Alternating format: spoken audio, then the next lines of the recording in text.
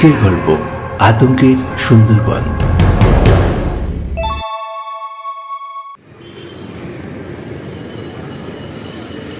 Train থেকে নেমে দাঁড়িয়ে আছি ক্যানিং স্টেশনে। বিকেলবেলা সূর্য মামা পশ্চিমের কোলে ঢলে পড়তে আর বেশি দেরি নেই। দিনের আলো ক্রমশ ক্ষীণ হয়ে আসছে। আমার এবারের গন্তব্য সুন্দরবন। সেখানে আমার এক বন্ধুর বাড়ি, নাম মৃদুল।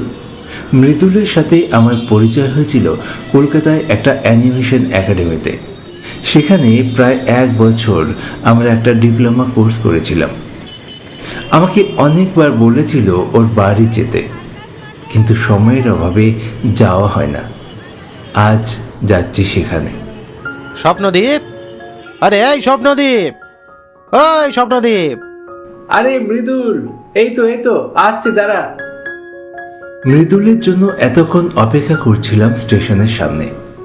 অবশেষে মৃদুল এলো। কি রে, অনেকক্ষণ ধরে দাঁড়িয়ে আছিস তাই না? হ্যাঁ, তা প্রায় 20 মিনিট হলো। সরি ভাই, আমার একটু কাজ ছিল আর কি, তাই দেরি হয়ে গেল। আরে ঠিক আছে, ওটা কোনো ব্যাপার না। কত বছর পর দেখা তোর সাথে। কেমন আছিস বল? আমি ভালো আছি, তোর কি খবর বল? বাড়ির সবাই ভালো আছে তো? হ্যাঁ, সব ভালো। চল চল চল চল, আর দেরি করা যাবে না, সন্ধে হয়েই এলো। ওদিকে আবার খেয়াঘাটে নৌকা পাওয়া যাবে কি না সেই নিয়ে একটা সমস্যা হবে। ঠিক আছে, চল।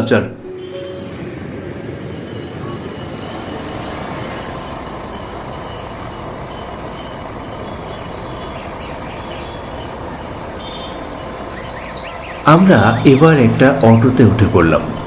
খেয়াঘাটের দিকে যাচ্ছি। সুন্দরবনে সাধারণত লোকেরা সকালবেলা আসে। ক্যানিং স্টেশনে নেমে কোনো একটা ট্রাভেলসের হাত ধরে 3 দিনের প্যাকেজ ট্যুর বুক করে নেয়। আমার যেহেতু বন্ধুর বাড়ি আছে সেখানে, তাই আমি আর ওইভাবে আসিনি। অবশ্য আমি এখানে ট্যুর করতে আসিও নি।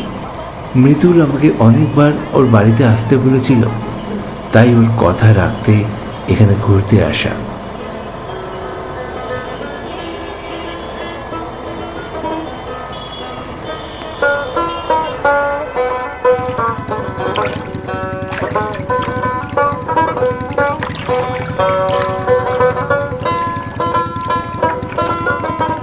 অটো থেকে নামতেই ট্রলার পেয়ে গেলাম, মানে ওই ইঞ্জিন লাগানো নৌকো আর কি। সূর্য মামা পশ্চিমে অস্ত গেছে। দিনের আলো আধারের সাথে লড়াই করে শক্তিহীন হয়ে পড়েছে। এবার তার বিশ্রামের পালা।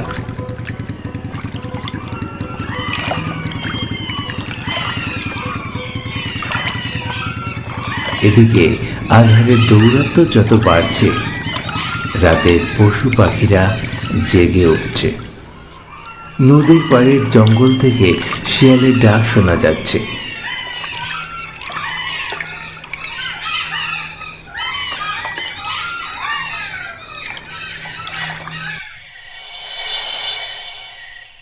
দীর্ঘ 20 মিনিট ট্রলারে যাত্রা করার পর অবশেষে মৃদুলের বাড়ি যেয়ে পৌঁছলাম। উমা, তোমরা এসে গেছো? এসো বাবা, এসো। ভালো আছেন কাকিমা? হ্যাঁ, আমি ভালো আছি। যাও, ঘরে যাও। অনেকটা দূর থেকে এসেছো, অনেক ধকল গেছে। তুমি বিশ্রাম নাও, আমি তোমার জল খাবার নিয়ে আসি।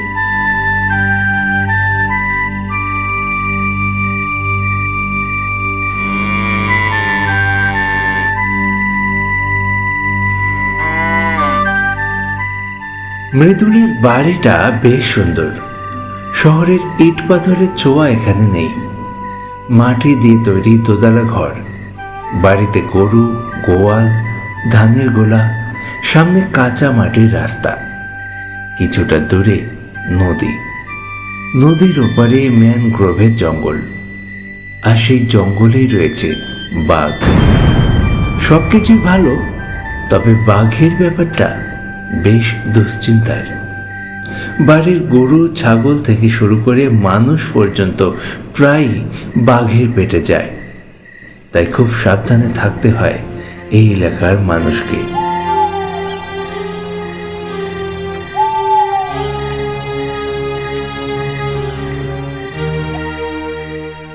আচ্ছা মৃদুল, তুই কখনো বাঘ দেখেছিস? কি বলছিস এসব?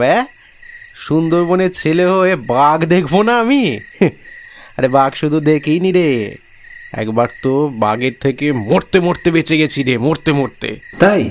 কিরকম কিরকম? তা আমি একবার আমার বাবার সাথে মাছ ধরতে গিয়েছিলাম নদীতে।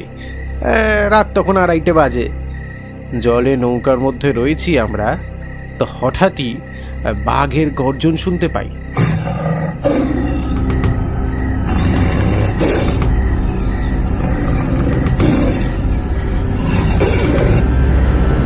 এদিক ওদিক তাকিয়ে দেখি নদীর ঠিক পাড়ে দাঁড়িয়ে আছে বাঘ মামা।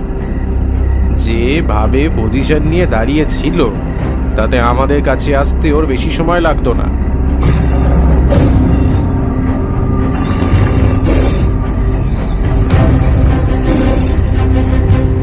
বাবা নদীতে মাছ ধরে, তো উনি তো অনেকবার বাঘের সামনে পড়েছে, তাই ওনার অভিজ্ঞতা আছে।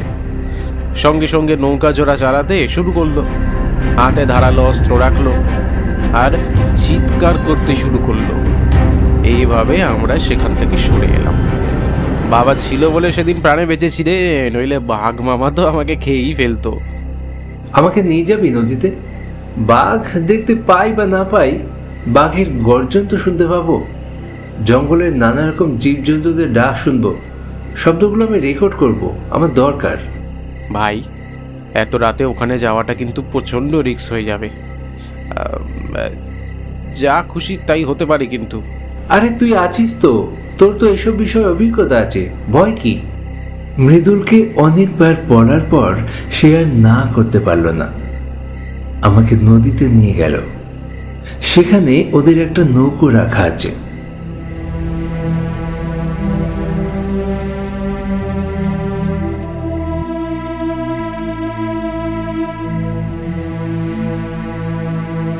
এই যা, চাবিটা আনতে ভুলে গেছি।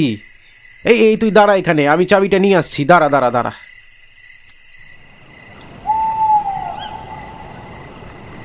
নৌকোটা শিকল দিয়ে বাঁধা, তালা লাগানো, যাতে কেউ চুরি করে না নিয়ে যায়। মৃদুল চাবি আনতে গেল।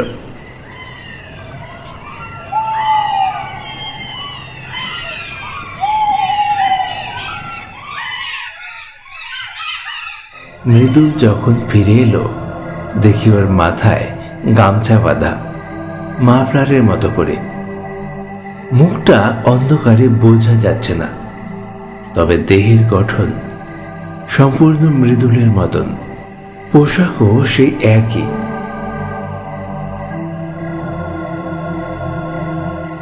কিন্তু হঠাৎ ও গামছা কেন বেঁধেছে? ওর কি মাথায় ঠান্ডা লাগছে? ঠান্ডা হাওয়া দিচ্ছে যদিও। ও নৌকো খুলতেই আমি নৌকোয় উঠে পড়লাম। সেই নৌকো করেই আমরা নদীর জলে ভাসতে শুরু করলাম। মৃদুল নৌকো চালাচ্ছে।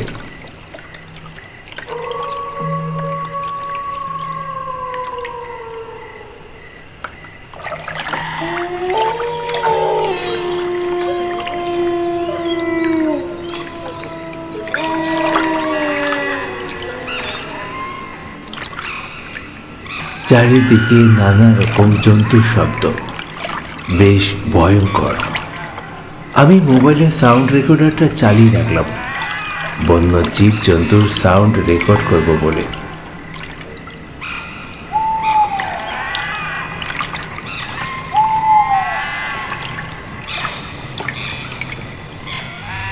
কিছুক্ষণ সময় নৌকো চালিয়ে মৃদুল ঝিমতে শুরু করলো। খুব ঘুম পেয়েছে ওর। একটা সময় বসে বসে ঘুমিয়ে পড়ল।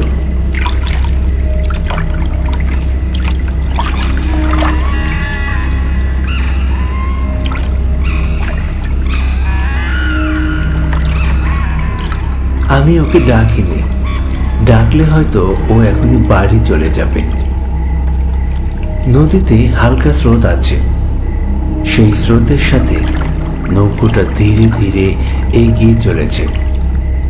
আমি ভাবলাম ভালোই তো, আর একটু দূরে গেলে মন্দ কি? জীবজন্তুর শব্দগুলো আরো বেশি স্পষ্ট শোনা যাবে।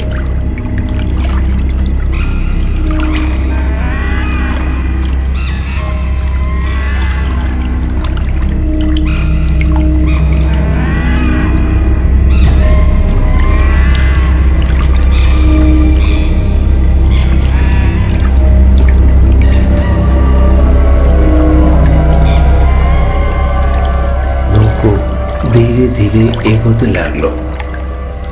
একটা সময় নদীর পথ সংকীর্ণ হয়ে গেছে। দুদিকে ম্যানগ্রোভের গাছ, মাথার ওপরে গাছের ডালপালা দেখা যাচ্ছে।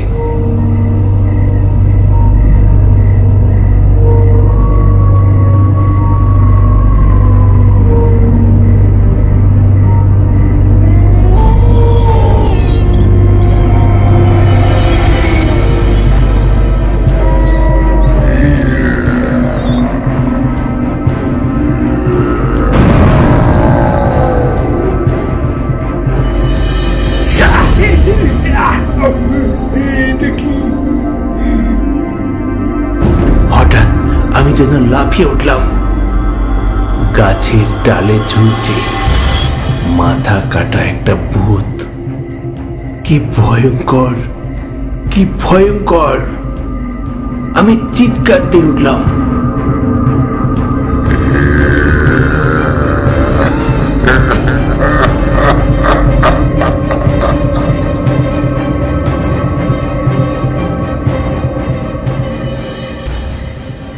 আমার চিৎকার শুনেও মৃদুলের ঘুম ভাঙল না।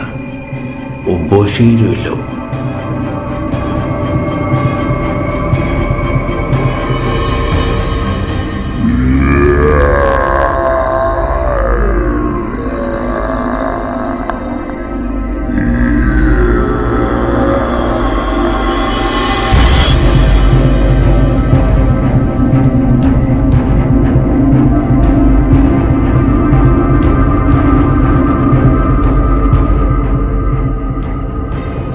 আমি ভয়ে কাঁপতে থাকি আর আর্তনাদ করতে থাকি।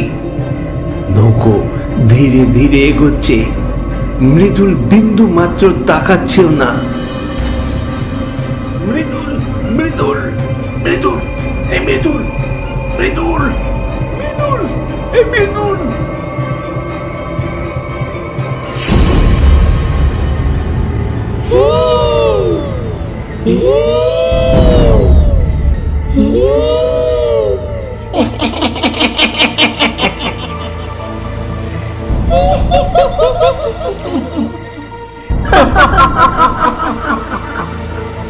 এদিকে দেখতে পাই নদীর পাড়ের জঙ্গলে আরো দুজন দাঁড়িয়ে আছে। কারো অর্ধেক মাথা খাওয়া, কারো হাত নেই, এক পায়ে দাঁড়িয়ে আছে। আমাদেরকে দেখে হাসছে।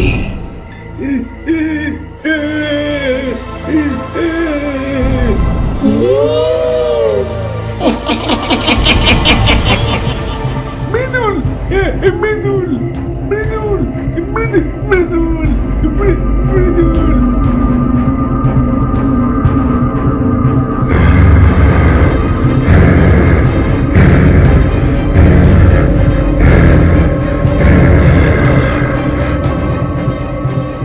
এতক্ষণ যাকে মৃদুল ভাবছিলাম সে মৃদুল নয়, একটা ভূত, একটা ভূত। ওটা একটা ভূত।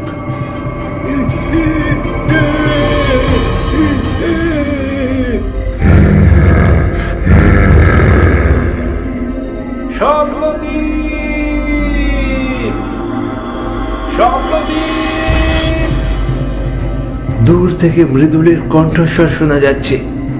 তার মানে ও আমাকে খুঁজছে। খুঁজতে খুঁজতে এদিকে আসছে। আমি আরো জোরে চিৎকার করি, মৃদুল, মৃদুল।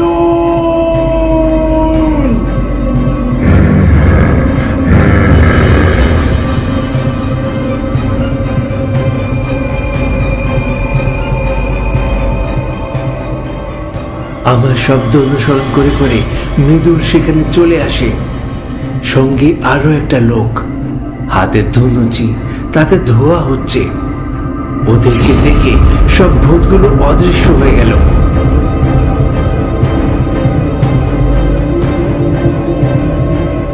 আমি অজ্ঞান হয়ে পড়লাম।